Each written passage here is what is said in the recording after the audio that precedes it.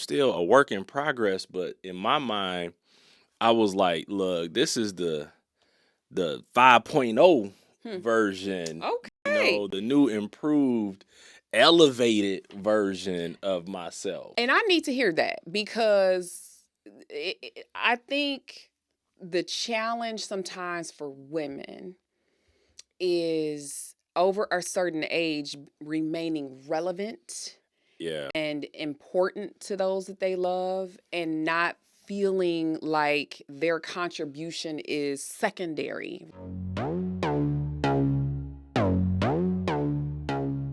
Welcome. This is For Better and Worth, the podcast where we don't believe you have to sacrifice your relationship while you grow and build your net worth. We are your hosts. I'm Chris. And I'm Ericka Young, and we're so glad you're joining us today. All right, y'all, let's get into it. Hey, babe, what's going on? Oh, I'm always good after I've protected my neighborhood, I have done my duty today to ensure my neighborhood is safe. You're the one who told me this is what I was doing, okay? Yeah. Are you sorry you did? No. But I think there's for those of you who aren't aware, there's an epidemic that's overtaking America, and especially the American suburbs. Who have women over the age of 40. Yes. There is a weighted vest phenomenon and craze that has stormed every suburban neighborhood in America. And I have contributed to it. Yeah, I think it's crazy. It's great. Listen, I walk the dog several times a week, not 7 days, a good 4 or 5 times a week. And why not use that time wisely and get a little extra push and make it a workout versus just a leisure walk, Yeah. People been wearing weighted vests for a long time, and I just think it's hilarious. It's and great. There's a ton of videos on Instagram that coincide with my thought process. You know what? It's a good way to maximize your time. Yeah. So, but when I appreciate you keeping us safe. Yes. Because there's a video that actually says, you sent it to me. Yeah. That says, if you see a woman walking in her weighted vest in your neighborhood, you know that neighborhood is a safe neighborhood. And if you don't see it, just they haven't gotten there yet. That's right. So last week when I went out and I forgot my vest, I felt like I did my neighborhood a disservice by not letting them know they were safe with me. Yeah. So I'm doing you do you. It's the New Age Neighborhood Watch. Okay. Did I throw you for a loop?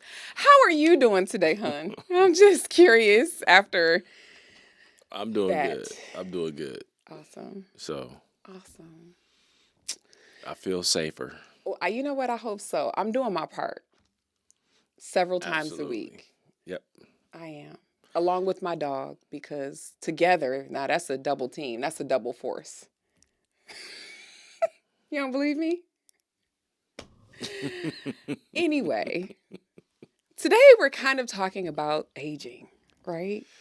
I mean, it's something that you have to face in relationships as, you both get older and things change. And, we talked about me and my aging and,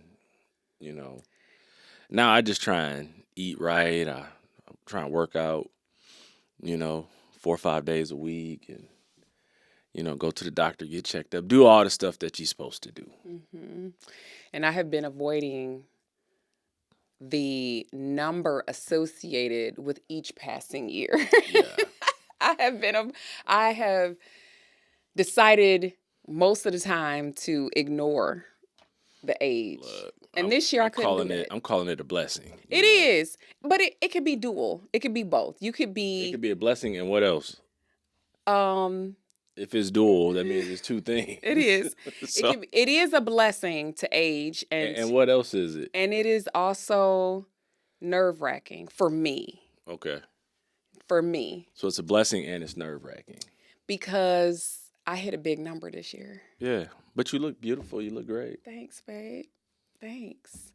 It's just, you want to have all of the markers of youngness, and I have lost a marker, which is the number, right? Like, you can look young, you can feel good, you can, Dress young. all the things. You can be cool around the young folks, Yeah. all, but that number has shifted into a Hey, new stratosphere, hey. and you're cool with it. I have a lot of wrestling that is still yet to happen. Yeah, I think I'm just letting you walk through this as a good husband and partner because we all get to different places at our own pace. And when we talk about, relationships and we talk about, money and those things, you can't force someone to get to a different point, Mhm. before they're ready. Mhm. And so I just know as a husband to not say the things that are jarring or triggering, Oh. and just try and support you as you. I've been on my journey and my midlife awakening is what I Yes. called it, Yes. not a midlife crisis. It's just I'm more aware of things, and I think that's what's happening to you. Yeah. And so as you continue to mature, Mhm. because that's what I call it. It's maturing. Mhm. Well, first of all, what's been the biggest challenge that you yourself have encountered? Well, I was good. Okay, so let me just I'm just going to lay it all out there. So I was good this year knowing that I was going to turn 50. I was like, "Oh, I'm going to have a good time. We're going to bust wide open this number, you know what I mean, and not Dang, go in quietly." dang, when you said it, I was like, dang, she 50. You know what? I need you to hush. Listen, see, this is what I'm I'm talking sorry. I'm about. sorry. This is what I'm I'm talking sorry. about. Okay, continue. See? Continue. But when my birthday month hit, something in me was like, "Oh no, I'm grasping at straws. Like, I'm never gonna be this age again." And there's something, I went to a friend of mine's girls' trip for her 50th, and her mother said these words exactly. She said, "In this second half of life, I wish for you A, B, and C." And I was like, "Oh my gosh." It was beautiful what she was saying, but it was really eye-opening to understand that this is the second half. Like, a Yeah. whole half of my life is gone. And I think the roundness and fullness of that number is a little annoying, right? Uh, but one of the things that I shared with our daughters is that there's respect that comes with time and age. There's wisdom that True. comes. True. And I definitely want to be regarded with both of those things. Um, and embracing the idea that I'm here, right? Because we have seen a lot of people not make it to this age. Yeah. Or And we've just so, had a lot. We've experienced a lot of loss in our family as yeah, well. yeah. And But I mean, also friends. Like, there was a yeah. neighbor Oh who man. both Yeah. both parents, neither one of them made it to 50. And that is, when you realize the blessing, that's part of the blessing that I'm trying to warm up to, but also just the understanding of, I think there's a weightiness to it. I think that's the other side of it that has allowed me to lean more heavily into it on the blessing side is that, it's been no secret. I've lost a lot of family members in the last 10 years. And in that, it's just opened my eyes to focus on, what matters the most for me. Mm-hmm. And so it's like, I've said it over and over again. I'm in the YOLO phase of life. Mm-hmm. And to me, it's like, let me just embrace every moment, every opportunity, to continue to mature. Mm-hmm. And year after year after year, I've like celebrated because I'm like, man, I got another year, another opportunity. And so I've taken a slightly different approach to it. And yeah, sure, there's things that as you mature, life adjusts and your relationship shift and the relationship with your children as they're getting older, that changes. it's a lot to take It in. is. And then, we're in this new phase of relationship, Mm-hmm. because there's no buffer with the kids. It's just us. And we're figuring out how to ebb and flow and not get on each other's nerves all the time. Or just be annoyed by like just the thing that life produces that causes, challenge for us to deal with. So And I think in this season, for us in particular, we have a lot of travel that has been going yeah. on because I think we've made the choice to say yes to things that require travel because our kids are no longer little. I think it would be a challenge for you to actually have this job um 10, 15 years ago When the kids were when they here were and younger. here, it because of the kind of involvement you prefer to have with the family, that's not where you would want to be. And Yeah. so that's another layer I think of where we are right now is we get to enjoy, but that does come with money because a lot of this stuff isn't free. Not all of the travel is on the company or on the business. And also just that connection, like being intentional when, you're out of town or I'm out of town. And when we come back together, just making sure that we're making those moments last, reconnecting with each other. Because I think, I remember seeing a couple who went out to breakfast routinely. We would see them. Um, and they were definitely over the age of 50, probably 60, and they would sit there and not talk. I don't know if you remember this couple I don't remember this. in Michigan. Um, and they would not talk. Uh, and and I was like, wow, like I want to always have something to say. And when you were talking about our kids, I can no longer pretend like I have a 25-year-old. So frankly, I can't be 35 no more. I can't, Yeah. you know what I'm saying? Yeah. So And not have a kid with me. 'Cause I'm not gonna be accused. of robbing the cradle. No. Some men like that. They like them younger If women. you can't be 35 and have a 25-year-old. I That'd be know. 10 years old. I know. That's what I'm Yeah, saying. that's creepy. That's exactly right. So what I'm saying is I can't pretend I'm Right. that younger version anymore when my kids are the age that they are. Right. You And can't go any less than 41, which is still way too young. so I'm putting it out there now, but I love what we've built with our girls. You Yeah. know what I mean? I enjoy the relationships that we have with them right now, and that has taken time. Yeah. Right? That has taken their entire life, and so I'm embracing that now as a new phase of relationship with my girls, and so that's awesome. A new phase of relationship with you.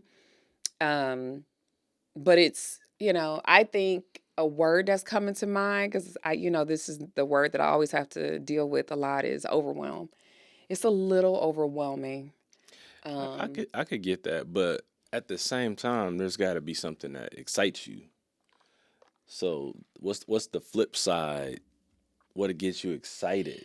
I'm curious more than I'm excited. I'm curious about what new dreams and goals and if there is any new purpose that is going to spring up.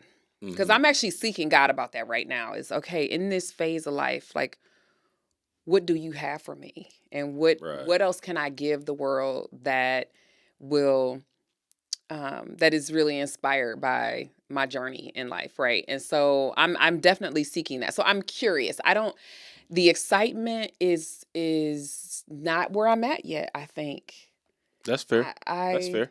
I'm exploring and I'm still in that season. Yeah. And I think the importance of talking about this, even on the podcast, is to show how life and relationships evolve and they go through phases and seasons, and things aren't going to always be the exact same. And I think that people need to learn to embrace that, because sometimes when change comes, people push back or are resistant to change, opposed to understanding that seasons will come Mm-hmm. and making preparation, in a sense, for that next phase or that next season. I think that allows you to embrace it more so than be resistant to it. And that's why I'm just saying, that's why I think it's so important that we're even talking about this or sharing this, because I'm sure there's a lot of people who are listening who are like, dang, I feel that way too. Or, Mm. man, we're in that point of our relationship. And I think it's okay to normalize that and let people know that, look, I don't expect you to be the same person that you were 25 years ago. Mm-hmm. Just like I'm not the same person I was 25 years ago. Mm-hmm. And sometimes you have to be willing to accept that and adjust to some of those changes versus like getting stuck. Yeah, I think okay, so since we're here, I've already said how old I am. 10 years ago is when you actually said, this is when you began to say, you getting ornery in your old age. Like there was a shift that occurred at 40 for me when I think I became a bit more vocal in our relationship. Um I think there was a different level of confidence that I had at that point, and I was pushing back on what was the idea of what everybody thinks I ought to be. And so and it was authentic. It wasn't. I was like, whoa, whoa, Yeah, whoa, you were. whoa, whoa, You slow were. down You now. were. You were. Slow down now. And when you turned 50, that whole year you were like, I'm excited. Like, and so I think that's why you asked. I'm pretty sure that's why you asked that question. Is like, what are you excited about? I don't think I was necessarily excited. Yeah, because I was excited because the Bible says it's the year of Jubilee. Yeah. That's where everything you lost is returned to you. Wow. So I'm like, look, anything I lost is coming back. Okay. I'm coming into a new season. Yeah. I was like, Israel, hold on, it's a new season. Are you singing? Look, I was like, I'm hyped because I'm You coming were. into the fullness of who I am and leaning into it more.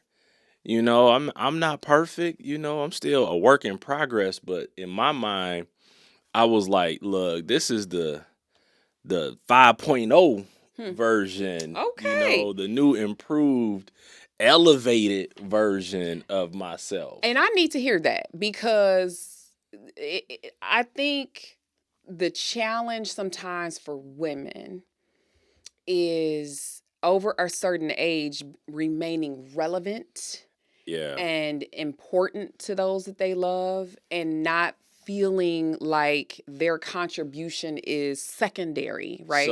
So you saying that help it, like the first thing I think of is that one, I need to like research that out and study that out and kind of sit with that like literally.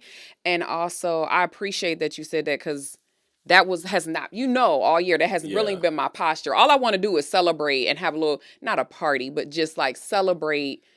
You want to birthday. have pockets of fun. That's right. Yeah. Not necessarily, hey, we doing, not the energy that you just gave. I'm going to share something with you because I think that people look at people and they're like, ooh, I want to be like that. Or, ooh, I want to strive to that because, when you're young and you're struggling and you're just trying to make it, you don't look like elevated all the time, or you don't feel elevated or put together, and you're just trying to make your way. And as you're building your career and starting a family, there's a lot of struggle that can come along with a lot of that. But as you reach a certain point in life and you're on the backside of some of that, people look at you like, man, you're always so put together because you have freedoms now. You don't have debt. You have greater income, you have resources, so you can shop where you want to shop, wear what you want to wear, you can look put together, and it's like, I feel like you're a role model at that point for people to strive to. That's why I roll in. I have kind of a saunter to my me and Denzel, we were born on the same day, so same birthday, so I kind of walk in with my Denzel strut. You do. And it's like I have my shoe game and my clothing game is on point. Always has been. And people are like, man, I want to be like that guy. Yeah. And so that's where I feel like it's an opportunity to lean into it. And like I reach out, I talk to a lot of younger guys, or they'll come to me asking for, because now, I'm OG, You the OG. yeah, because they're like, man, I got to talk to the OG because I'm struggling. OG has the insight, so it's like, come on in, young fella. Let me tell you how to work this out. But I still feel like I'm a young fellow myself, because I hit the gym regularly. I still lift, heavy weights. And you still look good, honey. Yeah, and so and all of that to me is like, Yeah. it's a rite of passage. Okay. And in that rite of passage, it's like with the wisdom comes respect. Yep. And they say distinguished men, or I don't know, sophisticated women, so I feel like it's elevated, so that's why I leaned into it. And that's why I would tell you to lean into it, because now you're sophisticated. Okay. And women, like they say, you get better, with time. And so that's why I'm fine like, wine, right. So I'm like, look, you got to get there at your own point. I do. But I'm just telling you how I have viewed it, and how I hope other people who are listening that are approaching this phase or in this phase, how they would approach it. I appreciate that. I feel like, honestly, that's really helpful, because I think in conversations that I've had with friends, we're all in awe, wonder, and shock, frankly, that we are here. And your perspective is something we should really put on and embody, because I think that self-empowerment will help us to be our best selves versus to shrink and cower, because that's not what I'm about. Like, let me just be very clear and say, there's no way I'm going to shrink and cower. I just do think I need to marinate on what you just shared a little bit and give myself the minute to embody it for myself and walk it out. And that's perfectly okay, because I'm not telling you to get there overnight at the same speed or to get there the same way that I've gotten there. But I'm because on January 1 of the year before, like the year you were going to turn 50, you was like all in. Like, it was January 1. You was like, this is my year of Jubilee. I was like, I'm that dude. You for real. And you ended the year, since your birthday is at the end of the year, you ended the year on that hype note too. Yep. And that energy. And I'm usually the one who's like a little too much loud or dancing at the songs or all of that with the energy. And around this, it ain't really been the same. Yeah. And I don't know. I guess I'm trying to not take, I say don't major on the minors, and I'm literally trying to take my own advice. Right. And, I told you, people say I have such a serious face. You do. So I'm proactively just smiling more, just trying to just be lighthearted, not to take things so seriously. I would let driving and traffic really bother me. And somebody did something in traffic the other day. I was like, it's okay. It'll be all right. Because I'm going to forget about it in a few minutes. They will have passed me, or they will have gotten off or whatever. I was like, don't even sweat this. It's not even worth my effort. Yeah. And so I feel like I'm becoming a new person. And so I want to define who I want to be in this second phase of life. Yeah. Yeah. And the other thing, I know this is a little left field, but it's around the finances. I feel like in your 50s is a critical time for your money.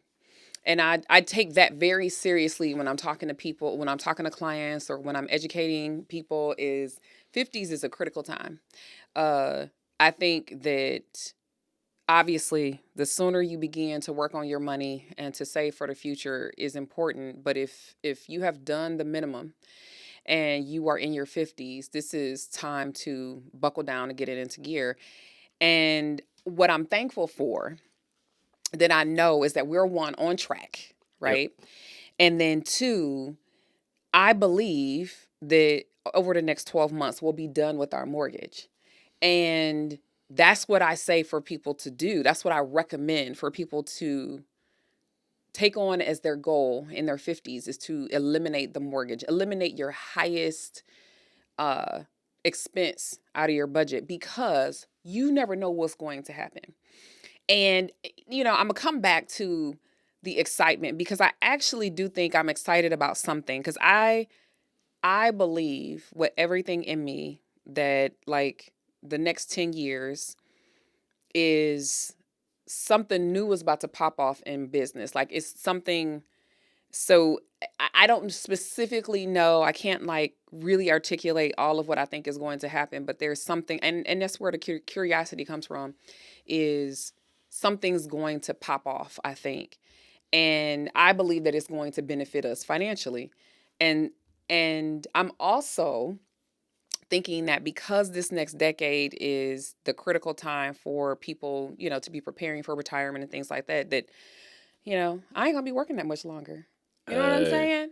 Like that's exciting. Like yeah, like we are ending a finish line of what people work on for 40 years. yeah, And that, like, we're on the last third of that time period. And that is exciting to know that we're on track. And so in that regard, I'm excited as well, and I'm also curious about how business, career, income and all of that, like, changes in the next decade too. right. Well, I hope that as you're listening, that this resonates with you and just helps give people some understanding. And so when I think about like a make it worth it, Mm-hmm. for me at this phase, the make it worth it is to lean in, Mm. and that's how you make it worth it because, resistance training is good for the body. Okay. You got to have push, you got to have pull exercises. But in this particular thing, I think resistance can do more damage than it can do good. Hmm. And I think when you lean into it, you'll find your stride. You'll find your lane. You'll find how you embrace the evolution that life is bringing to you at a new phase, be it turning 50 or people turning 40 and starting to realize that, man, I'm getting older. But I think, when you see your kids start to transition to adulthood and how those relationships change, if you resist that, it'll be more difficult than if you lean into it and say, okay, I have a new role Yeah. with them. And that's what's helped me in the transition, even with our girls, is to say, okay, I'm an advisor now.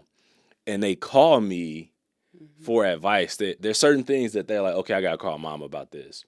And there's a lot of things they're like, okay, I got to call dad about this. Mm-hmm. And if I understand that, it will help me build that relationship with them as they're building their muscle in those earlier phases where they're going to have some of the struggles, they're going to have some of the family building times, and they're going to be going through the things that we've already gone through. Mm-hmm. That's good. And so as I lean into it, it helps Mm-hmm. me to say, okay, this is my place, this is my role, and I can use that role to my advantage and, for my good. And so that's how I say make it worth it. Lean into it. I like that. That's good. That's good.